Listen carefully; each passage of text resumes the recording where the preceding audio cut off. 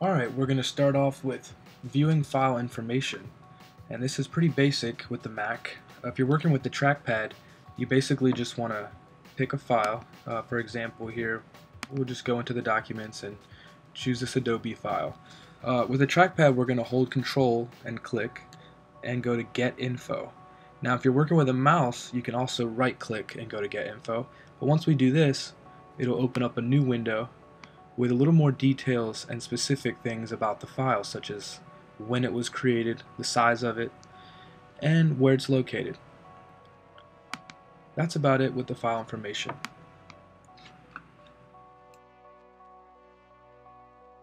Alright, here's how you create a smart folder. We're going to start off by going to File, New Smart Folder, click the Add button, this addition sign, and then from here you can modify your search parameters. And for this example, we'll go to last opened in the past 2 days. So these are the files that automatically come up. From here you can save your smart folder, give it a title, and by default it's Save Searches, but I want to change the destination to desktop just for convenience purposes. And there it is. That purple folder is our smart folder.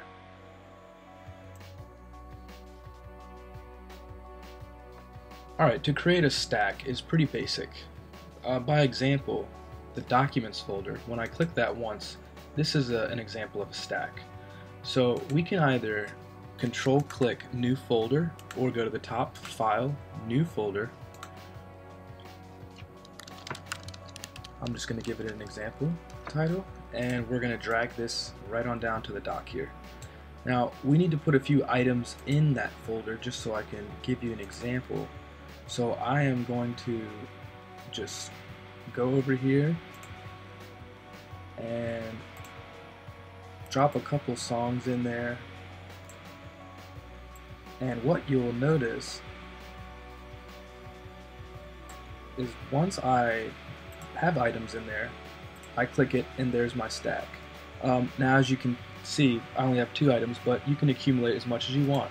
Also, you can right click and change this to a fan, where it will start to fan out just like this one does, or you can change it to grid or a list.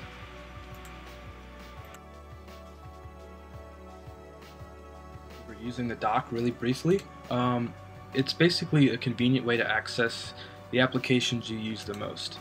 For example, Logic Pro I've added to my dock by clicking and dragging. You can go to the Finder, click on Applications, and whatever you choose, you can simply hold that down and pull it into your dock, and it'll kind of space for it, and you can let go and it'll put it there.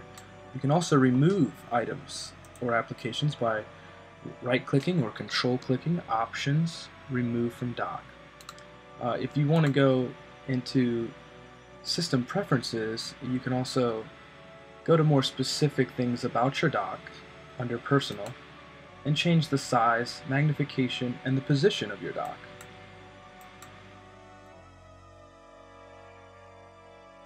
Alright, using Force Quit. This is used when an application is not responding or is frozen on you. I'll just give you an example real quick. If I want to pull over, let's say we got Microsoft Word and it's frozen on us, we can go to our Apple symbol at the top left and Force Quit. And this will pull up everything that I have open right now, and then we can click that and it will go ahead and force quit that program. Alright, I'm going to briefly go over Spotlight, which is basically a search tool for you. At the top right of your desktop, you'll see this magnifying glass. We're going to click that, and Spotlight will immediately come up, and you can type whatever you want, and it will search the entire machine. So, for example, I typed in music, and here's my music folder. So that's pretty much what Spotlight does. Is it's a quick, easy access for you to find items on your Mac. Mac security. What we're going to do is go to System Preferences, and then right at the top it's Security and Privacy. We're going to click that. And to start off, you can have a password, which I highly recommend, and this will require the user to enter a password to access the machine, which only you should know. And you can change your password as many times as you like. File Vault is basically, it secures data on your disk by encrypting it. I don't have that currently activated, neither do I have Firewall. But Firewall is basically just a connection blocker and will prevent people from sharing files or accessing files on your machine. You can also send Apple information through their support team, and so that they can monitor everything security-wise on your Mac. But these are just a few of the ways that you can improve your security on your Mac.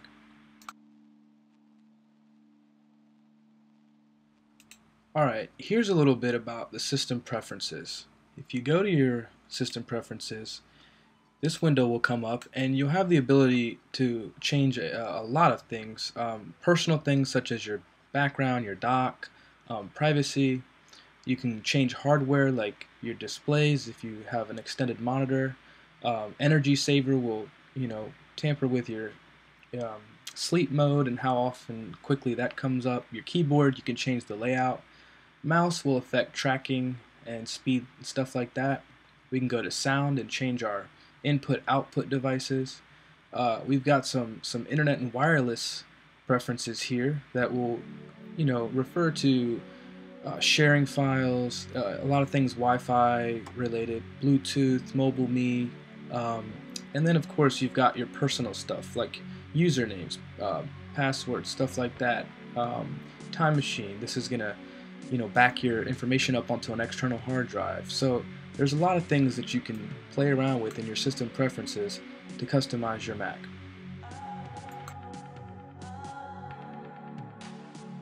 To change your background picture or your desktop picture, what we want to do is go to System Preferences, and then from here go to Desktop and Screensaver.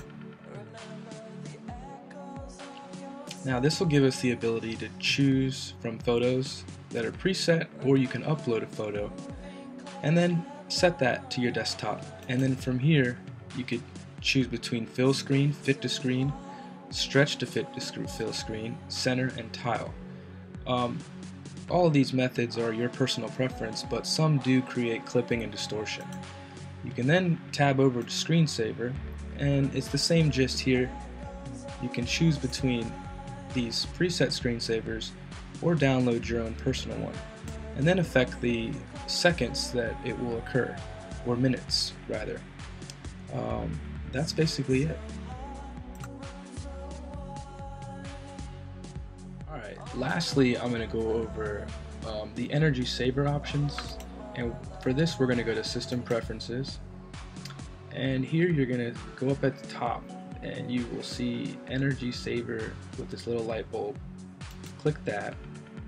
Now what this is going to do is we can affect the computer sleep time and the display sleep time.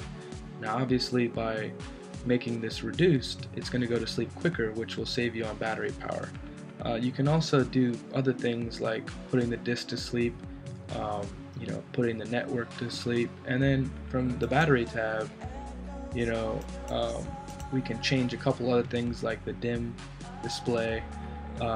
Honestly, the screen is going to drain a lot of power if you have the brightness really high, so adjusting things like this can save you on battery life if you're not near an outlet.